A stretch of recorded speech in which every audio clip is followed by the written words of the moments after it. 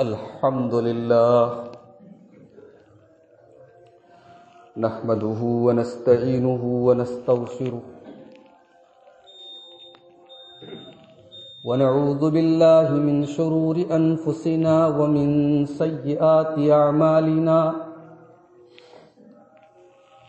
من يهده الله فلا مضل له ومن يضلل فلا هادي له وأشهد أن لا إله إلا الله وحده لا شريك له وأشهد أن محمدا عبده ورسوله يا أيها الذين آمنوا اتقوا الله حق تقاته ولا تموتن إلا وأنتم مسلمون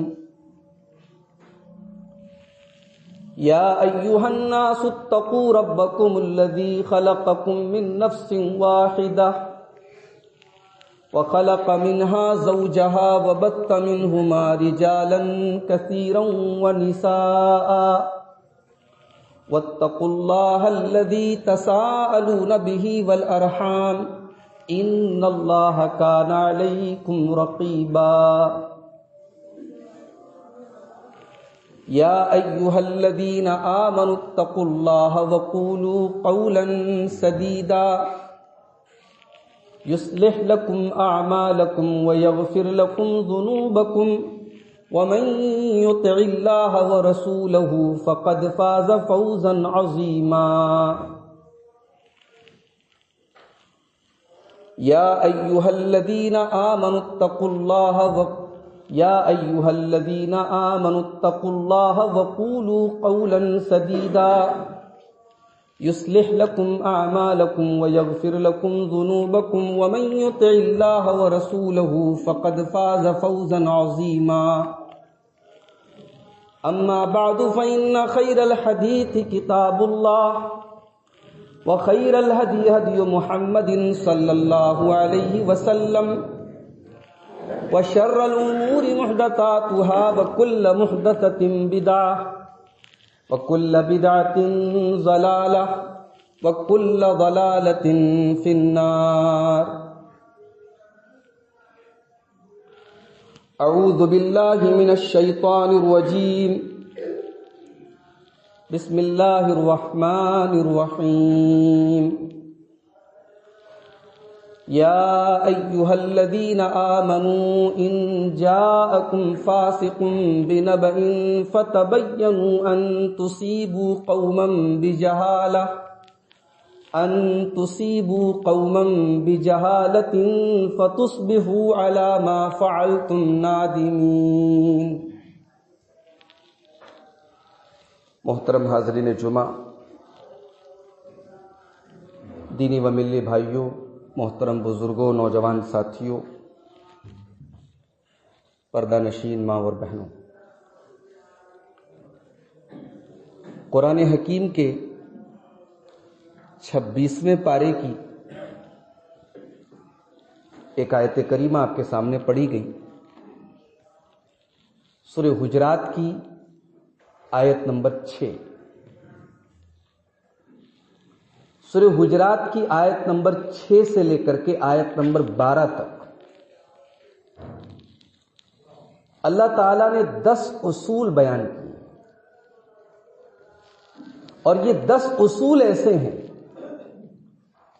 کہ اگر ہم ان کو فالو کر لیں، ان پر چلنے لگیں، تو ہمارے گھروں کے، ہمارے خاندانوں کے، ہمارے محلوں کے سارے جھگڑے ختم ہو جائیں گے. یہ جو ہر گھر میں جو جھگڑے ہیں، جو مقدمے بازیاں ہیں، جو اختلافات ہیں، جو بدگمانیاں ہیں، یہ سب دور ہو جائیں گے اگر ہم نے ان 10 اصول کو اپنا لیا. صرف ایک کان سے سننا نہیں ہے، دوسرے کان سے اڑانا نہیں ہے. اس کو سن کر کے دل میں اتار لیا اور یہ سوچ کر کے سنا کہ انشاءاللہ اس پر عمل کریں گے، تو میں امید کرتا ہوں کہ انشاءاللہ ہمارے معاشرے کی بہت ساری خرابیوں کی اصلاح ہوگی. 10 باتیں ہیں، سنیں گے آپ انشاءاللہ، عمل کریں گے انشاءاللہ. سورہ حجرات قرآن کا 26واں پارہ آیت نمبر 6. پہلا اصول، یا ایھا الذین آمنوا ان جاءکم فاسق بنبأ فتبینوا، اے ایمان والو، جب تمہارے پاس کوئی فاسق آدمی، کوئی غیر معتبر آدمی، کوئی ناقابل بھروسہ آدمی کوئی خبر لے کر کے آئے، کوئی ایسا آدمی خبر لے کر کے آئے جس کی خبر کا یقین نہیں کیا جاتا ہے، جو جھوٹا ہے، جو بھروسے کے لائق نہیں ہے، جو وشواس کرنے کے لائق نہیں ہے، فتبینوا، تو تم اس کی خبر کی پہلے تحقیق کر لو، جانچ پڑتال کر لو، چیک کر لو. کیونکہ اگر تم نے اس کی خبر پر یقین کر لیا، تم نے اس خبر کی تحقیق کرنے کی ضرورت نہیں محسوس کی، ان تصیبوا قوما بجہالۃ فتصبحوا علی ما فعلتم نادمین، تو ہو سکتا ہے کہ اس خبر کی وجہ سے تم کوئی قدم اٹھا لو، تم کوئی ری ایکشن کر لو، تمہاری طرف سے کوئی پرتکریا ہو جائے، اور پھر اس رد عمل کی وجہ سے، اس ری ایکشن کی وجہ سے تم کسی کو نقصان پہنچا دو. یہ پہلا اصول اللہ تعالیٰ نے بیان کیا کہ کوئی خبر لے کر کے آیا ہے اور خبر لانے والا فاسق ہے، انٹرسٹیبل ہے، وشواس کے لائق نہیں ہے، تو اس کی خبر کی آپ تصدیق نہ کر لیں، مان نہ لیں، پہلے تحقیق کریں. اب علماء نے ایک نقطہ یہاں اور بیان کیا. کبھی کبھی آپ حدیث کے بارے میں پڑھتے ہوں گے کہ بھئی یہ حدیث ضعیف ہے، تو بہت سارے لوگ یہ سمجھتے نا یہ اہل حدیث لوگ جو ہے اپنے من سے حدیث کو ضعیف کہہ دیتے. بھائی ہمارے گھر کی کھیتی توڑی ہے، ہم کون ہوتے ہیں کسی حدیث کو صحیح کہنے والے، ضعیف کہنے والے؟ اس کا بھی ایک میدان ہے، اس کے بھی ایکسپرٹ ہیں، وہ یہ فیصلہ کرتے ہیں کہ یہ حدیث صحیح ہے، یہ حدیث ضعیف ہے. جیسے ہمارے اس دور میں اللہ تعالیٰ نے ہمارے دو بڑے علماء کو الحمدللہ اس میدان میں بہت بڑا مقام دیا. اللہ دونوں کی قبروں کو نور سے بھر دے، دونوں کی مغفرت فرمائے.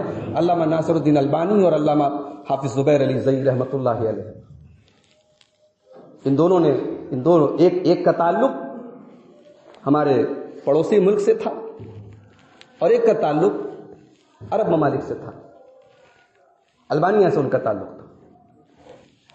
تو ان دونوں علماء نے، یعنی بخاری اور مسلم پر تو سب کا اتفاق ہے، باقی کتابوں کی انہوں نے تحقیق کی اور باقاعدہ صحیح اور ضعیف کو چھانٹا، الگ کیا. تو حدیث کے ضعیف ہونے کی ایک وجہ یہ بھی ہوتی ہے کہ حدیث میں کوئی راوی مجہول ہے. مجہول کا کیا مطلب ہوتا ہے؟ مجہول کا مطلب یہ ہوتا ہے کہ راوی کا آتا پتہ نہیں، کہ یہ راوی کیسا تھا، اس کا کیریکٹر کیسا تھا، اس کا اخلاق کیسا تھا، معلوم نہیں. تو جب کیریکٹر پتہ نہیں تو پھر حدیث صحیح نہیں مانی جائے گی. حدیث کے صحیح ہونے کے لیے راوی کے کیریکٹر کا اچھا ہونا ضروری ہے. بھائی پتہ نہیں، مجہول ہے، تو اب اچھا بھی ہو سکتا ہے، برا بھی ہو سکتا ہے.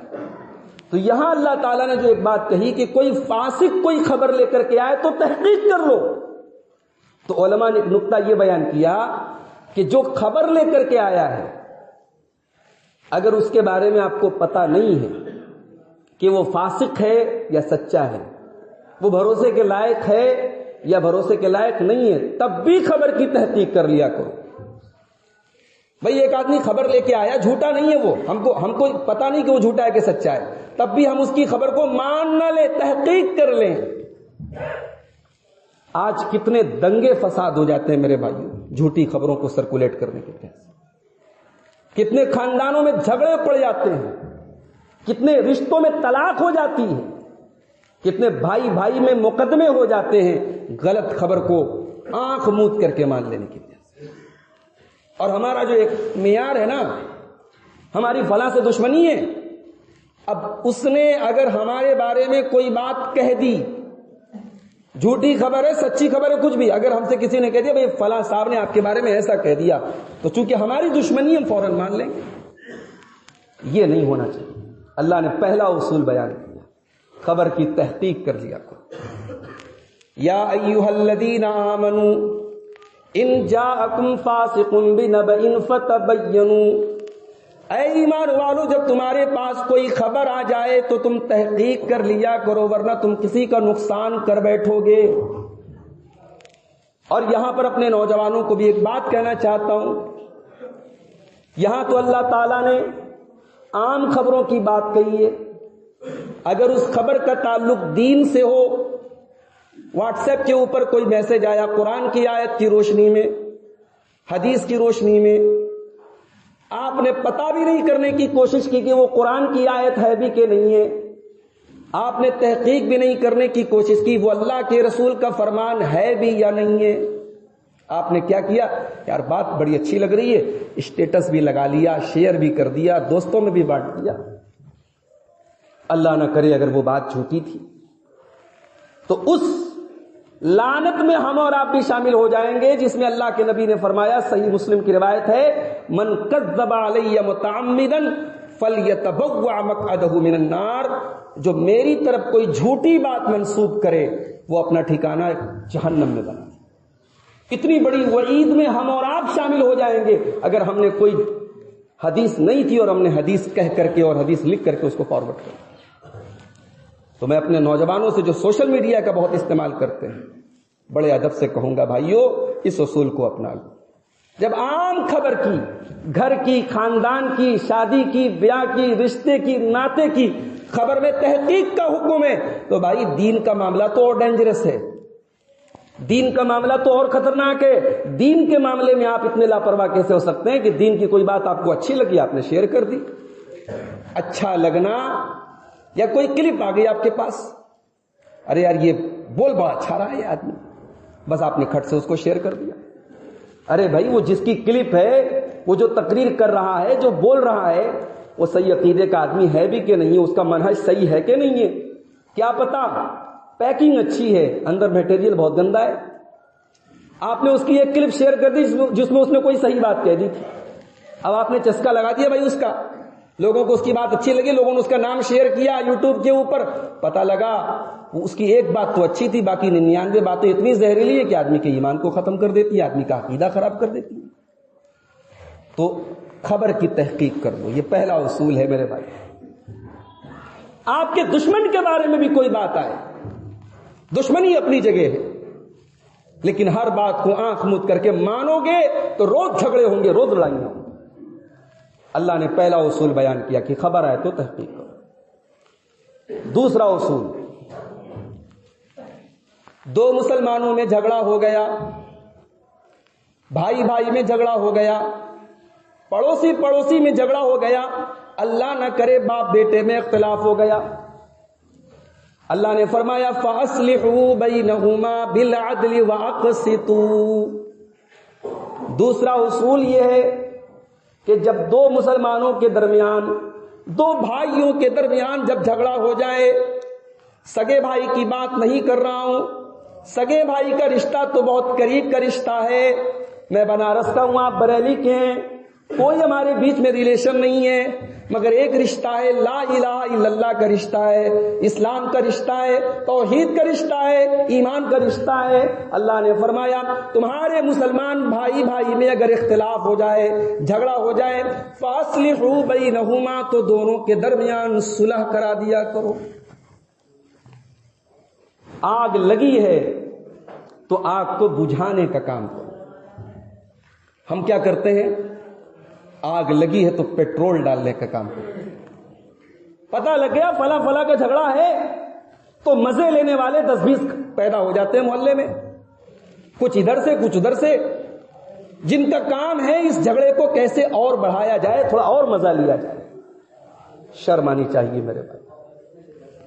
ہمارے مسلمانوں کے محلے اور بستیوں میں جتنے مقدمے بازیاں اور کیس ہوتے ہیں، آپ جا کر کے پولیس تھانوں پہ جا کے دیکھیں، اپنوں کے خلاف خبر گیری اور جاسوسی کرنے والے غیر نہیں ہوتے، اپنے ہوتے ہیں۔ یہ ہمارا حال ہے، ہماری قوم کا حال ہے، پورے ہندوستان میں یہی حال ہمارا۔ شرم آنی چاہیے، ہمیں جھگڑے کو ختم کرنے کی کوشش کرنی چاہیے۔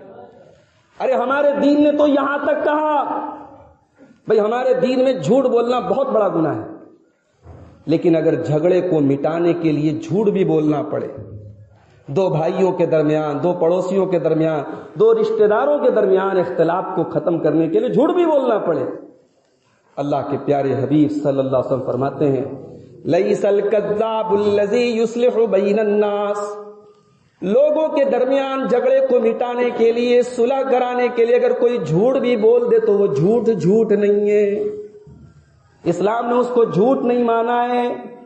صلح کرانے کو اتنا بڑا کام قرار دیا اللہ کے نبی نے۔ ابو داؤد کی روایت، حضرت ابو درداء حدیث کے راوی ہیں، اللہ کے نبی فرماتے ہیں الا اخبرکم بافضل من درجۃ الصیام والصلاۃ والصدقہ، اے میرے صحابہ کیا میں تم کو ایسا عمل نہ بتا دوں جو روزے سے بھی افضل ہے، جو نماز سے بھی افضل ہے، جو صدقہ سے بھی افضل ہے، یعنی نفل نماز سے، نفل صدقہ سے اور نفل روزے سے بھی بہتر ہے۔ صحابہ نے کہا کہ اللہ کے رسول ضرور بتائیے ایسا کون سا عمل ہے؟ آپ نے فرمایا اصلاح ذات البین، آپس میں صلح کرا دینا، آپس کے جھگڑوں کو ختم کرا دینا، خاندانوں کے، رشتہ داروں کے برسوں کے جھگڑوں کو مٹا دینا۔ یہ اتنا بڑا کام ہے، راتوں کی تہجد سے افضل ہے، یہ اتنا بڑا کام ہے، نفلی روزوں سے افضل ہے، یہ اتنا بڑا کام ہے، مسجد اور مدرسوں اور اللہ کے راستوں میں لاکھوں روپے چندے دینے سے بہتر یہ کام۔ علماء نے کہا بھئی ایسا کیوں؟ جو تہجد پڑھ رہا ہے وہ بھی تو بہت بڑا کام کر رہا ہے، جو نفل روزہ رکھ رہا ہے وہ بھی تو بہت بڑی نیکی کر رہا ہے، جو اللہ کی راہ میں چندے دے رہا ہے وہ بھی تو بہت بڑی نیکی کر رہا ہے۔ اللہ کے نبی نے ان سب سے افضل اس کو کیوں کہا؟ علماء کہتے ہیں آپ تہجد پڑھیں گے فائدہ آپ کو ملے گا، آپ روزہ رکھیں گے فائدہ آپ کو ملے گا، آپ اللہ کی راہ میں صدقہ خیرات کریں گے فائدہ آپ کا ہوگا، لیکن آپ جھگڑے مٹائیں گے نا، آپ صلح کرا دیں گے تو پورے سماج کا بھلا ہوگا، کسی ایک خاندان کا بھلا ہو جائے گا، دو پریواروں کا بھلا ہو جائے گا۔ تو یہ اتنا بڑا کام ہے میرے بھائی۔ اللہ نے دوسرا اصول بتایا فَأَصْلِحُوا بَيْنَهُمَا بِالْعَدْلِ، دو بھائیوں کے درمیان جھگڑا ہو جائے تو تم انصاف کے ساتھ صلح کرا دو۔ انصاف کا بھی ذکر کیا بھئی، اگر آپ کو اللہ تعالیٰ نے یہ صلاحیت دی ہے، یہ ٹیلنٹ دیا ہے، آپ پر لوگ بھروسہ کرتے ہیں تو آپ پکش پات نہ کریں، آپ جانبداری نہ کریں، آپ بائسڈ نہ ہوں، آپ ون سائیڈڈ نہ ہوں، آپ حق اور انصاف کی بات کریں۔ جھوٹ بھی بول کر کے بات بنانی پڑ جائے بنا دیں، جھگڑے ختم کر دیں آپ۔ تو یہ کام کرنا چاہیے، اور اس کا الٹا ہے جھگڑے کو بڑھانا۔ جھگڑے کو مٹانے کے لیے جھوٹ بولنا بھی جائز ہے، اور جھگڑے کو بڑھانے کے لیے سچ بولنا بھی حرام ہے۔ بھئی دو بھائیوں میں جھگڑا ہے، ایک بھائی نے دوسرے بھائی کے بارے میں کچھ برا بول دیا، اب آپ اس کی بات لے جا کے اس کو پہنچا رہے ہیں، بات بالکل صحیح پہنچا رہے ہیں، آپ سچی بات پہنچا رہے ہیں، مگر شریعت اس کو چغلی کہتی ہے اور یہ حرام ہے۔ تو جھگڑا ختم کرنے کے لیے جھوٹ بولنا بھی جائز ہے، اور جھگڑا بڑھانے کے لیے سچ بولنا بھی حرام ہے، یہ بات یاد رکھیں۔ تو دو اصول ہو گئے۔ تیسرا اصول وَأَقْسِطُوا، اور اے ایمان والو تم انصاف سے کام لیا کرو، ان اللہ یحب المقسطین، اللہ تعالیٰ انصاف کرنے والوں کو پسند کرتا ہے۔ ہمارے دین کے اندر انصاف کی اتنی اہمیت ہے، اپنے خلاف بھی بات پڑ جائے، اپنے رشتہ داروں کے خلاف بھی بات پڑ جائے، اپنے ماں باپ کے خلاف بھی بات پڑ جائے، شریعت نے ہم کو انصاف کا دامن ہاتھ سے چھوڑنے کی اجازت نہیں دی ہے۔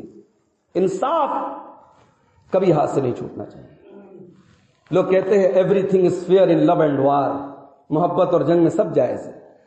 دنیا کے کسی احمق کا یہ قول ہے، دنیا کے کسی بہت بڑے اسٹوپڈ کا یہ قول ہے۔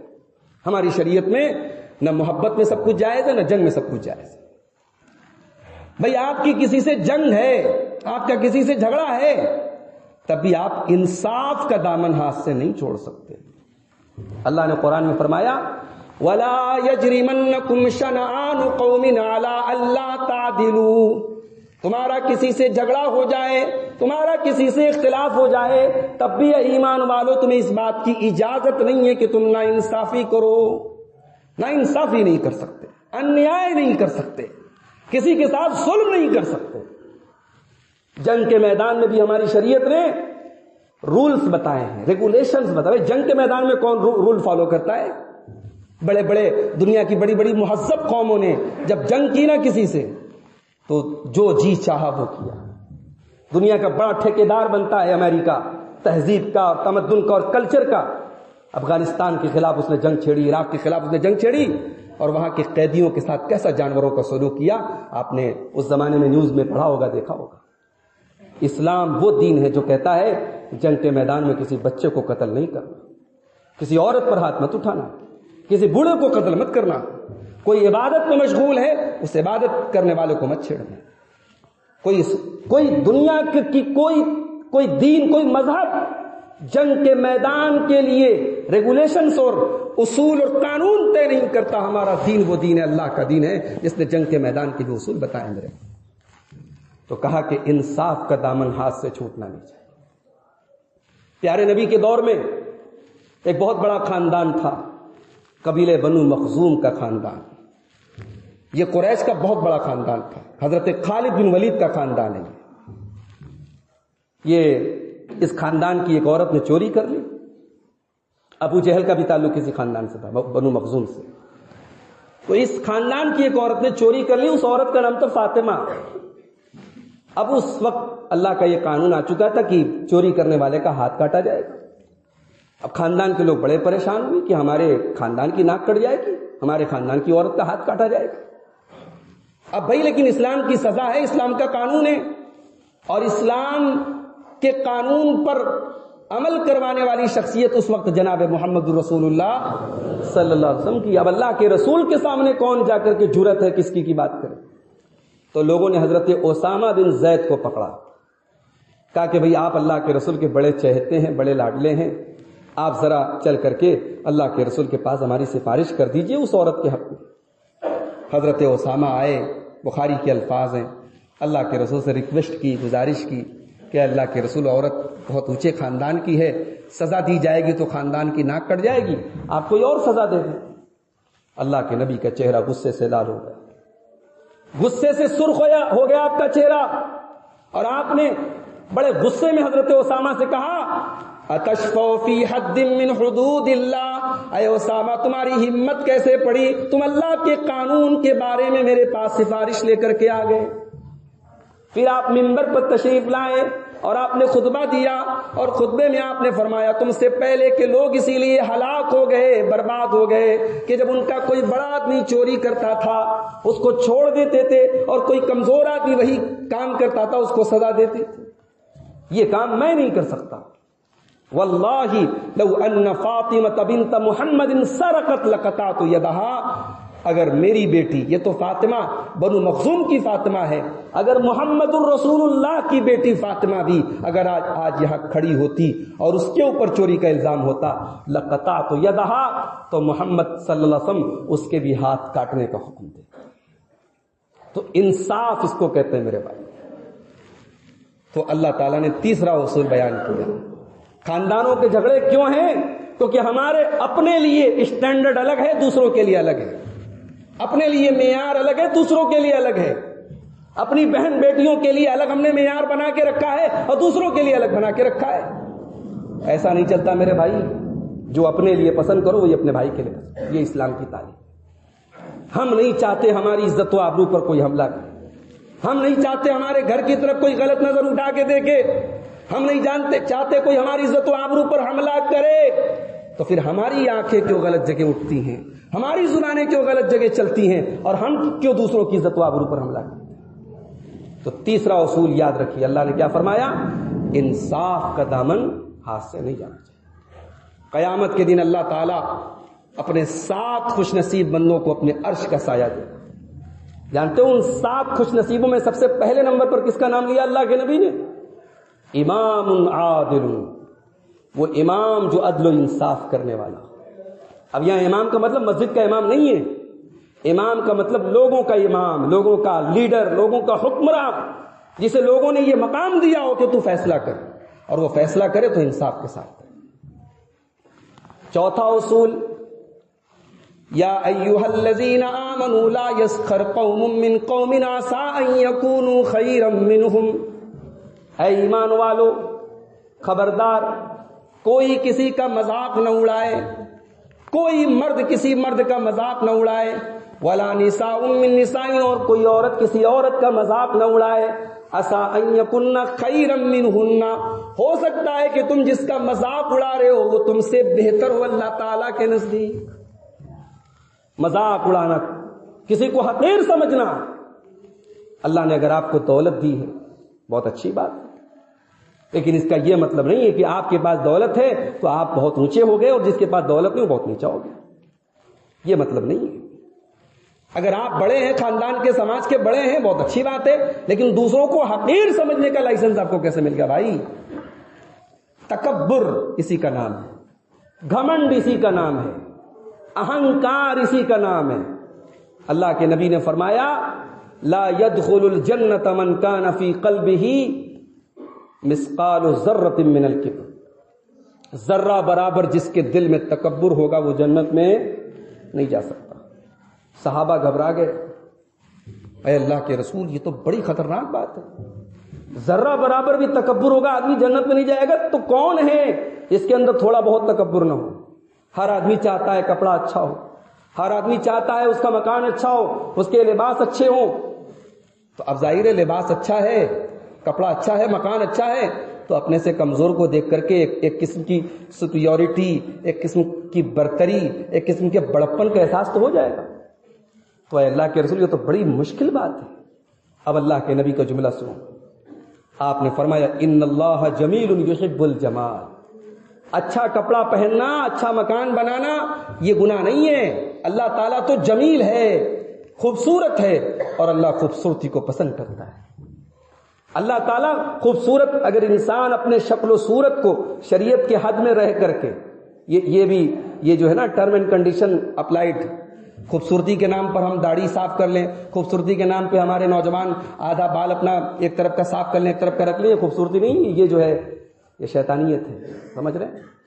شریعت کے دائرے میں رہ کر کے بہترین اعلیٰ کپڑے پہنے، آپ بہترین آپ چشمے وشمے لگا لیں، خوبصورت گھڑیاں پہنے، کوئی مسئلہ نہیں ہے۔ اللہ تعالیٰ خوبصورتی کو پسند کرتا ہے۔ تکبر کیا ہے؟ الکبر بطر الحق وغمط الناس، تکبر یہ ہے کہ حق بات آپ کے سامنے بیان ہو رہی ہے مگر آپ صاحب ڈٹے ہوئے ہیں کہ نہیں میں اس کو مانوں گا تو میری ناک کٹ جائے گی۔ جیسے ابو جہل کا معاملہ تھا، ابو لہب کا معاملہ تھا۔ ابو جہل تو کہتا تھا میں جانتا ہوں تم اللہ کے رسول ہو مگر میں تم کو مان نہیں سکتا۔ تو جو حق کو جانے اور نہ پہچانے اس سے بڑا جاہل کوئی نہیں ہے، اس سے بڑا متکبر کوئی نہیں ہے، اس سے بڑا گھمنڈی کوئی نہیں ہے۔ وغمط الناس، اور لوگوں کو حقیر جانے، جو میرے بھائیوں لوگوں کو حقیر مت جانے، اپنی دولت، اپنے مقام، اپنے اسٹیٹس پر ناز مت کیجئے۔ اگر اللہ نے اگر آپ کو نوازا ہے تو اللہ کا شکر ادا کیجئے، تکبر سے بچیے۔ تکبر کی اجازت نہیں ہے، کسی کا مذاق اڑانے کی اجازت نہیں ہے ہماری شریعت کے اندر۔ تو اللہ نے مومن مردوں کا بھی ذکر کیا اور مومن عورتوں کا بھی ذکر کیا کہ خبردار ایک دوسرے کا مذاق مت اڑاؤ۔ اس کے بعد فرمایا وَلَا تَلْمِزُوا أَنفُسَكُمْ، ایک دوسرے پر تم تہمت نہ لگاؤ، ایک دوسرے پر تم عیب نہ لگاؤ، ایک دوسرے کو تم تانے نہ مارو، کسی کے کیریکٹر پر جھوٹے الزام نہ لگاؤ، کسی کے اوپر جھوٹی تہمتیں نہ لگاؤ، ورنہ جہنم کی آگ میں جھونکے جاؤ گے۔ وَيْلٌ لِّكُلِّ ہُمَزَةٍ لُّمَزَةٍ، بربادی ہے ہر اس آدمی کے لیے جو ہو مزہ ہو، جو لو مزہ ہو مزہ کہتے ہیں جو اپنی ایکٹیویٹی سے لوگوں کو برا بھلا کہے، اور لو مزہ کہتے ہیں جو اپنی باتوں سے لوگوں کو برا بھلا کہے۔ لوگوں پر جھوٹے الزام لگانا، عیب لگانا، خاص طور سے عورتوں کے اندر یہ چیز اللہ معاف کرے زیادہ ہوتی ہے۔ ہمارے یہاں کسی عورت کا کسی عورت سے جھگڑا ہو جائے تو بدنام کرنے کے لیے ایسی ایسی باتیں کہی جاتی ہے، اللہ فلاں عورت وہ تو جادو کرتی ہے، وہ تو ٹونا کرتی ہے، وہ تو ایسی ہے، وہ تو ویسی ہے۔ میں نے کبھی کسی تقریر میں کہا تھا یہ بات، حالانکہ بہت سے لوگوں کو بڑا برا بھی لگا تھا، مگر بات بالکل سچی ہے کہ عورت کی سب سے بڑی دشمن عورت ہوتی ہے۔ سب زمانے کی آپ گھر گھر کی کہانیاں اور خبریں اٹھا کے آپ دیکھیں تو عورت کے کیریکٹر اور عورت کی عزت پر بھی حملہ کرنا، جھوٹا الزام لگانا شریعت کی نظر میں اتنا بڑا گناہ ہے کہ اللہ نے قرآن میں فرمایا سورہ نور کے اندر والذین یرمون المحصنات ثم لم یاتوا باربعۃ شہداء فاجلدوہم 80 جلدہ، جو پاک دامن عورتوں پر زنا کی تہمت لگا دیں، جھوٹی تہمت لگا دیں اور 4 گواہ نہ لے کر کے آ سکیں، جو ثبوت ہے وہ پیش نہ کر سکیں، فجلدوہم 80 جلدہ، تو 80 کوڑے ان کو مارو۔ اللہ اکبر۔ اسلام کی نظر میں ایک عورت کی رسپیکٹ کیا ہے، ایک عورت کی آبرو کا مقام کیا ہے، کہ اگر آپ نے عورت کے اوپر جھوٹا الزام لگایا تو اللہ تعالیٰ کہہ رہا ہے 80 کوڑے لگائے جائیں گے الزام لگانے والے۔ اور یہی نہیں، وَلَا تَقْبَلُوا لَهُمْ شَهَادَةً أَبَدًا، عورت کے کیریکٹر پر جھوٹا الزام لگانے والے کی گواہی آئندہ قبول نہیں کی جائے گی۔ اسلامی عدالت میں نوٹ کر لیا جائے گا کہ یہ آدمی اوشوسنیہ ہے، یہ بھروسے کے لائق نہیں ہے، اس کی گواہی آج کے بعد قبول نہیں کی جائے۔ تو اللہ نے کہا وَلَا تَلْمِزُوا أَنفُسَكُمْ، یہ پانچواں اصول ہے کہ خبردار ایک دوسرے پر عیب نہ لگاؤ۔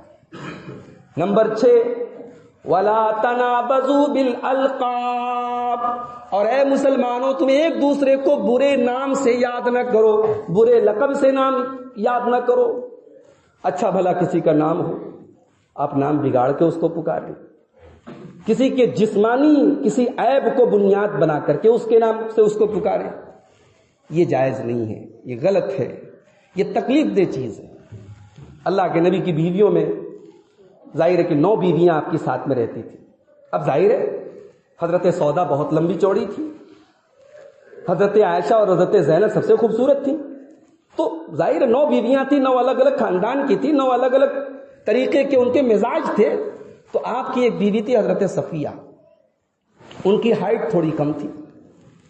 اب ظاہر ہے سوکن میں تو بھائی فطرت ہوتی ہے عورت کی۔ اب حضرت عائشہ رضی اللہ تعالی عنہا اور حضرت صفیہ میں ایک مرتبہ کچھ آپس میں کہا سنی ہو گئی، تو حضرت عائشہ نے اللہ کے رسول سے کہا حسبک من صفیہ کذا و کذا، کہ آپ صفیہ کے چکر میں پڑے رہتے، وہ تو بس اتنی سی ہے، ٹھگنی سی ہے۔ حضرت عائشہ نے حضرت صفیہ کی ہائٹ کو لے کر کے ان کو برا بلا کہا، ان کے قد کو لے کر کے حضرت عائشہ نے برا بلا کہہ دیا۔ ابو داؤد کے الفاظ ہیں، اللہ کے پیارے نبی نے بڑے غصے میں فرمایا یا عائشہ لقد قلتی کلمۃ لو مزجت بماء البحر لمزجته، اے عائشہ تم نے ایسی بات کہہ دی ہے اگر سمندر میں وہ بات ملا دی جائے تو پورے دریا کا پانی، پورے سمندر کا پانی خراب ہو جائے گا، اتنی خطرناک بات ہے۔ میرے بھائیو، آج ہم اپنے گھر میں جو کام کرنے والے نوکر چاکر ہوتے ہیں وہ کتنے بدتمیزی سے بات کرتے ہیں۔ بھیا وہ آپ کیا کام کر رہا ہے، اس کا یہ مطلب نہیں ہے کہ آپ جو چاہے سو بول دیں۔ حضرت ابو ذر غفاری رضی اللہ تعالیٰ عنہ نے اپنے ایک غلام کو ایک مرتبہ غصے میں اس کی ماں کا نام لے کر کے کچھ برا بلا کہہ دیا، ارے تیری ماں تو ایسی تھی، ماں کا نام لے کر کے آر دلاتی۔ اللہ کے رسول کے کانوں میں آواز پہنچ گئی، آپ نے فرمایا اعیرتہ بامہ، اے ابو ذر تمہاری ہمت کیسے پڑی کہ تم نے اس غلام کو اس کی ماں کا نام لے کر کے تم نے آر دلائی اور اس کی ماں کا نام لے کر کے تم نے برا بلا کہا۔ اے ابو ذر کان کھول کر کے سن، یہ نوکر، یہ چاکر، یہ خادم، یہ تمہارے بھائی ہیں، یہ تو اللہ کا احسان ہے کہ اس نے ان کو تمہارے انڈر میں کر دیا۔ بھئی اللہ الٹا بھی تو کر سکتا تھا، جو ہمارے انڈر میں ہیں اللہ چاہتا کل ہم اس کے انڈر میں بھی ہو سکتے تھے۔ اس ملک میں 1000 سال حکومت کرنے کے بعد آج ایک قوم کا حال یہ ہے کہ وہ دوسروں کے رحم و کرم کی طرف دیکھ رہی ہے، آسرا دیکھ رہی ہے، اور اس کے جان و مال پر خطرے بنے ہوئے ہیں، سمجھ رہے ہیں آپ؟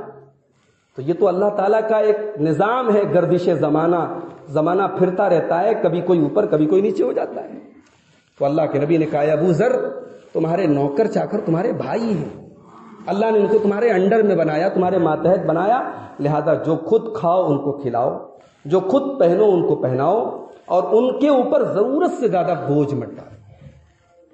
تو ولا تنابزوا بالالقاب، یہ اللہ نے فرمایا یہ چھٹا اصول ہے کہ تم خبردار ایک دوسرے کو برے لقب سے مت یاد کرو۔ بئس الاسم الفسوق بعد الایمان، ایمان لانے کے بعد اس سے بری کوئی چیز نہیں ہے کہ آدمی کسی کو دوسرے کو برے نام سے پکارے۔ ومن لم یتب فاولئک هم الظالمون، اور جو توبہ نہ کرے تو پھر وہ بہت بڑا ظالم ہے. توبہ نہ کرنے والا ظالم ہے. گناہ کرنے والے کو اللہ نے ظالم نہیں کہا. گناہ تو سب سے ہوتا ہے, ہم انسان ہیں, خطا کے پتلے ہیں, لیکن گناہ کے بعد انسان گناہ پر ڈٹا رہے, اس سے بڑا ظالم کوئی نہیں. وَمَن لَّمْ يَتُبْ, جو توبہ نہ کرے, فَأُولَٰئِکَ هُمُ الظَّالِمُونَ, وہ بہت بڑا ظالم. 6 چیزیں ہو گئیں. اب 10 منٹ اور بچا ہے, 5 منٹ. میں جو 4 چیزیں اور بچی وہ جلدی جلدی آپ کے سامنے بیان کر دیتا ہوں. یا ایھا الذین آمنوا اجتنبوا کثیرا من الظن, اے ایمان والو بہت زیادہ گمان مت کیا کرو, بہت زیادہ گمان کرنے سے بچو. ان بعض الظن اثم, اس لیے کہ بہت سارے گمان ایسے جو گناہ بن جاتے ہیں. یہ بہت بڑا مسئلہ ہے بدگمانی. اپنے سے اندازہ لگا لینا کہ ہاں وہ میرے ہی بارے میں بات کر رہا ہوگا. کسی نے اگر آپس میں بات چیت کوئی کر رہا ہے اور اس سے آپ کا کوئی مسئلہ چل رہا ہے, آپ نے دیکھ لیا, آپ کو لگا یار ضرور میری برائی ہو رہی ہے. کیوں میرے بھائیو, کیوں؟ یہ بدگمانی اتنا بڑا زہر ہے, میاں بیوی کے رشتے میں آ جائے تو رشتے کو ختم کر دیتی ہے. شیطان سب سے پہلے بدگمانی کے ذریعے اٹیک کرتا ہے. بدگمانی سے بچو. اللہ کے نبی نے فرمایا ان بعض, اللہ تعالیٰ نے فرمایا کہ بعض گمان گناہ تک لے کے چلے جاتے ہیں. صحیح بخاری اور صحیح مسلم کی روایت ہے, اللہ کے نبی کے پاس ایک صحابی آئے, کہنے لگے اللہ کے رسول میں گورا ہوں, میری بیوی گوری ہے, ولد لی غلام اسود, اور میرے گھر میں جو بچہ پیدا ہوا ہے وہ کالا پیدا ہوا ہے. گویا وہ اپنی بیوی کے کیریکٹر پر شک کر رہے تھے. اب اللہ کے نبی چاہتے تو بھائی اس کو دوسرے ڈھنگ سے ٹریٹ کر سکتے تھے کہ ہاں بھائی یہ تو بڑی عجیب بات ہے, کیسے کالا بچہ پیدا ہوگا, تم بھی گورے, تمہاری بیوی بھی گوری. لیکن اللہ کے نبی نے بدگمانی کو کیسے دور کیا, ذرا آپ اس واقعے میں دیکھیں. بخاری کے الفاظ ہیں, اللہ کے نبی نے صحابی سے پوچھا اچھا کالا بیٹا پیدا ہوا ہے, اچھا یہ بتاؤ حل لک من ابل, تمہارے پاس اونٹ ہے؟ کہا کہ ہاں اللہ کے رسول اونٹ ہے. آپ نے پوچھا اونٹ کس رنگ کا ہے؟ کہا کہ سب سرخ رنگ کے ہیں, لال رنگ کے اونٹ ہے میرے پاس. آپ نے پوچھا حل فیہا من اورق, کیا اس میں کچھ مٹیالے کلر کے یا کچھ گرے کلر کے بھی کچھ اونٹ ہیں؟ کہا کہ ہاں اللہ کے رسول کچھ اس میں اونٹ گرے کلر کے بھی ہیں, مٹیالے کلر کے بھی ہیں. تو آپ نے پوچھا یہ لال اونٹوں میں گرے کلر کا اونٹ کہاں سے آ گیا؟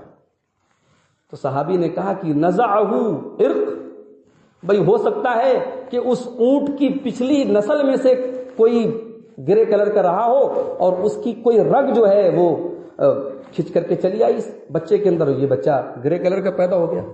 کہا بس جو تمہارا اونٹ کا مسئلہ ہے وہی انسان کا مسئلہ ہے.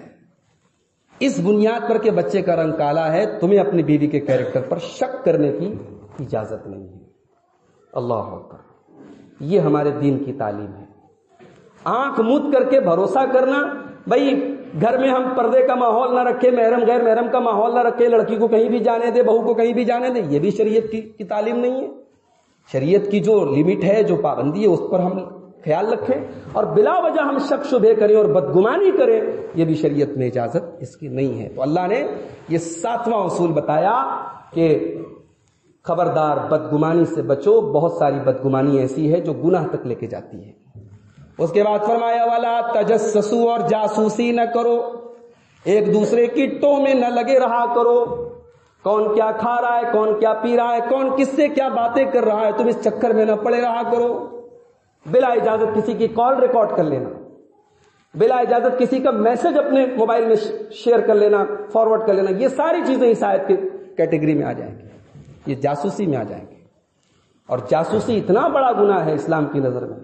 اللہ کے نبی نے فرمایا, بخاری کی روایت ہے, اگر کوئی کسی کے دروازے پہ جا کے کان لگا کے اس کی بات سنے, اور وہ لوگ پسند نہیں کرتے کہ ہماری بات سنی جائے, بغیر اجازت کسی کے دروازے پہ جا کے اس کی بات سنے گا, صب فی اذنہ العنق یوم القیامہ, تو قیامت کے دن پگھلا ہوا لوہا اس کے کان میں ڈالا جائے گا, پگھلا ہوا تانبا اس کے کان میں ڈالا جائے گا. اللہ ہم سب کی حفاظت فرمائے. تو جاسوسی نہ کریں, خبردار, نہ دیکھ کر کے اپنی آنکھوں کی بھی حفاظت کریں, اپنے کانوں کی بھی حفاظت کریں. تو یہ ہو گئی 8ویں چیز. نمبر 9, ولا یغتب بعضکم بعضا, اور اے مسلمانوں خبردار, ایک دوسرے کی غیبت مت کرو. یہ غیبت کیا ہے؟ بخاری اور مسلم کی روایت ہے, اللہ کے نبی نے صحابہ سے پوچھا جانتے ہو غیبت کیا ہے؟ صحابہ کی عادت تھی، مسئلہ پتہ رہتا تھا، بات پتہ رہتی تھی، لیکن جب نبی سوال کرتے تھے تو صحابہ جواب نہیں دیتے تھے. صحابہ بس ایک ہی بات کہتے تھے، اللہ زیادہ جانتا ہے، رسول زیادہ جانتے ہیں. کیا پتا، ہو سکتا ہے نبی جو سوال کر رہے ہوں کوئی نیا پہلو ہمیں بتانے والے ہوں. ہمارے یہاں یہ بھی بہت بڑا مسئلہ ہے کہ عوام جو ہے وہ علماء کے سامنے خود کو بہت بڑا عالم سمجھنے لگتی ہے. عالم بیٹھا ہے، کوئی سوال کرنے والا ہے، عالم ابھی بول نہیں رہا ہے، بغل میں بیٹھا جاہل فٹ سے بول رہا ہے، ہاں بھائی ایسے کر لو، یہ حلال ہے، یہ حرام ہے. بھائی تو پھر تو ہی آ کے ممبر بھی سنبھال لے، محراب بھی سنبھال لے، تو ہی نا. کیا تماشا ہے میرے بھائی. ہر آدمی کو اپنی لمٹ میں رہنا چاہیے. ایک انسان اپنی لمٹ میں رہے، یہی اس کے لیے دنیا اور آخرت دونوں میں بہتر ہے. سمجھ رہے ہیں؟ صحابہ کرام سے اللہ کے نبی جب کوئی سوال کرتے تھے، صحابہ 99 ٹائم جواب یہی دیتے تھے، اللہ و رسولہ اعلم، اللہ زیادہ جانتا ہے، رسول زیادہ جانتے ہیں. تو صحابہ سے پوچھا اللہ کے رسول نے غیبت کیا ہے؟ صحابہ نے کہا اللہ زیادہ جانتا ہے، رسول زیادہ جانتا ہے. اللہ کے پیارے نبی صلی اللہ علیہ وسلم فرمایا غیبت یہ ہے ذکرک اخاک بما یکرہ. غیبت یہ ہے کہ تم اپنے بھائی کا ذکر ایسے انداز میں کرو جو اس کو برا لگے. اس کی کوئی برائی، اس کا کوئی عیب، اس کی کوئی کمی تم دوسروں کے سامنے بیان کرو، یہ غیبت ہے. تو صحابہ نے کہا اے اللہ کے رسول، جو بات میں بیان کر رہا ہوں اگر میرے بھائی کے اندر ہے تو، اگر وہ چیز اس کے اندر واقعی میں ہے تو؟ آپ نے فرمایا تبھی تو غیبت ہے. اگر وہ چیز نہیں ہے تب تو بہتان ہے، جو اور بڑا گناہ ہے. آج غیبت عام ہے ہمارے سماج میں، مردوں میں بھی عام ہے، عورتوں میں بھی عام ہے، نوجوانوں میں بھی عام ہے، بوڑھوں میں بھی عام ہے. میرے بھائیوں، یہ غیبت ہمیں قبر میں بھی ہمیں نہیں چھوڑے گی. اللہ کے نبی 2 قبروں کے پاس سے گزرے، آپ نے فرمایا ان دونوں قبر والوں کو عذاب ہو رہا ہے. آپ کو اللہ کی طرف سے بتایا گیا کہ ان دونوں قبر والوں کو عذاب ہو رہا ہے. کیوں عذاب ہو رہا ہے؟ نبی نے فرمایا اما احدہما فکان یمشی بالنمیمہ، اس میں سے ایک آدمی چغل خور تھا، غیبت کرتا تھا، لوگوں کی برائیاں بیان کرتا تھا، اور دوسرا کیا کرتا تھا؟ لا یستتر من البول، پیشاب کرنے کے ٹائم پردہ نہیں کرتا تھا. ایک مطلب تو پردہ نہ کرنے کا یہ ہے کہ کھلے عام پیشاب کرتا تھا، جیسے ہمارا نوجوان آج کل کرتا ہے، پیٹ کی زپ کھولی اور پیشاب شروع کر دیا. تو یہ پردہ نہ کرنا یہ بھی بہت بڑا گناہ ہے. اور دوسرا پیشاب سے نہ بچنا، اس حدیث کا دوسرا مطلب ہے پیشاب کے چھینٹوں سے نہ بچنا، پیشاب کے چھینٹوں سے اپنے آپ کو بچایا جائے. تو غیبت اتنا بڑا گناہ ہے جو قبر میں بھی ہمیں پریشان کرے گی. اللہ ہم سب کی حفاظت کرے. تو یہ نئی چیز ہے. اللہ نے فرمایا ولا یغتب بعضکم بعضا، خبردار ایک دوسرے کی غیبت مت کرو. اب 10ویں اور لاسٹ چیز بیان کر کے بات ختم کر رہا ہوں. اللہ نے فرمایا یا ایھا الناس انا خلقناکم من ذکر وانثی وجعلناکم شعوبا وقبائل لتعارفوا. اے لوگو، ہم نے تم سب کو ایک مرد اور ایک عورت سے، یعنی آدم سے اور حوا سے پیدا کیا ہے، اور ہم نے تمہارے جو برادریاں بنائی، جو تمہارے قبیلے بنائے، تاکہ تم ایک دوسرے کو پہچانو.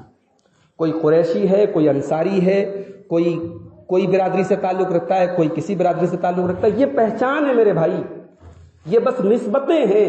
یہ کسی کے مقام کو اونچا نہیں کرتی کہ صاحب میں انصاری ہوں تو میں اونچا ہو گیا، میں قریشی ہوں تو میں اونچا ہو گیا، میں شیخ ہوں تو میں اونچا ہو گیا. نہیں. اگر یہ اونچا اور نیچا ہونے کا یہ برادریوں کا کوئی تعلق ہوتا تو حضرت بلال ایک غلام تھے.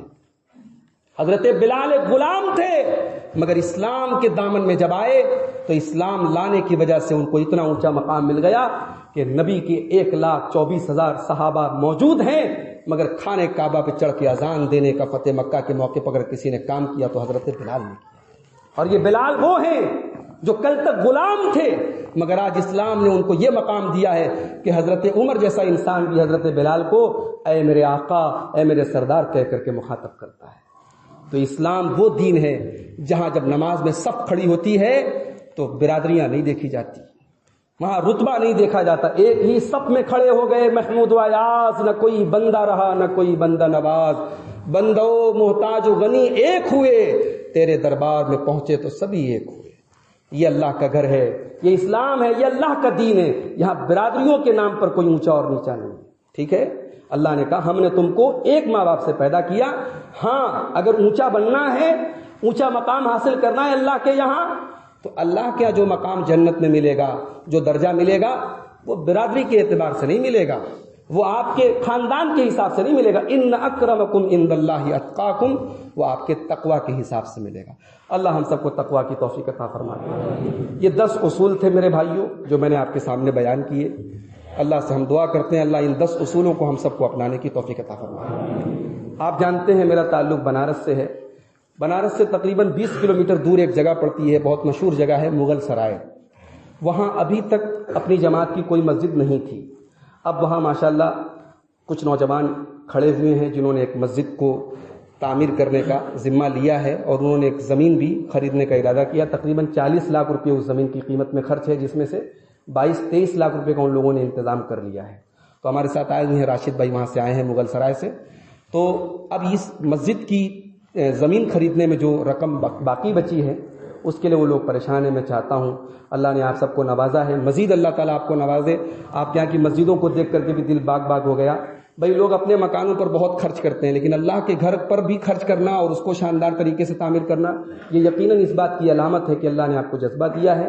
میں آپ سب سے اپیل کرتا ہوں، مسجد کی زمین کا معاملہ ہے، اپنی ماؤں بہنوں سے بھی گزارش کروں گا کہ اس میں آپ بڑھ چڑھ کر کے تعاون کریں، اس لیے کہ جب تک یہ مسجد کی زمین پر موجود رہے گی تب تک اس کا ثواب انشاءاللہ آپ کو اور جس کی طرف سے آپ نے صدقہ کیا ہے اس کو ملتا رہے گا.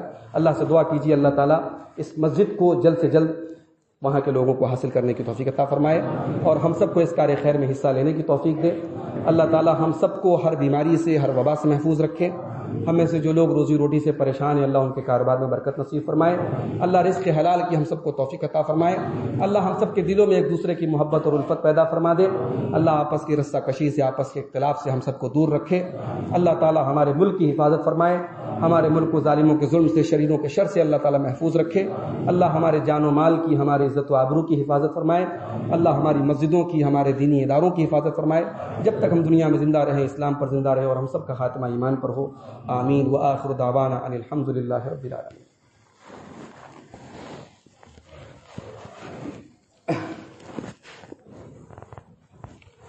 الحمد للہ کفا وسلام علی عبادہ الذین اصطفى. اما بعد اعوذ باللہ من الشیطان الرجیم. بسم اللہ الرحمن الرحیم. ان اللہ وملائکتہ یصلون علی النبی یا ایھا الذین آمنوا صلوا علیہ وسلموا تسلیما. اللهم صل على محمد وعلى آل محمد كما صليت على إبراهيم وعلى آل إبراهيم إنك حميد مجيد. اللهم بارك على محمد وعلى آل محمد كما باركت على إبراهيم وعلى آل إبراهيم إنك حميد مجيد.